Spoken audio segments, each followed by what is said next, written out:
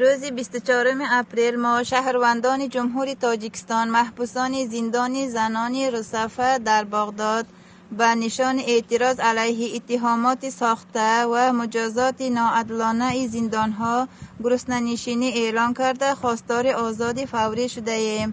شهروندان کشورهای گوناگون در اینجا هستند. همه ما را مقامات حفظ حقوق با راه فریب، تهدید و فشار خدماتی مخصوص شاهدی گرفته اند که در نتیجه همه ما را به عیب‌های بی اساس به مهلت‌های طولانی از آزادی محروم کرده اند.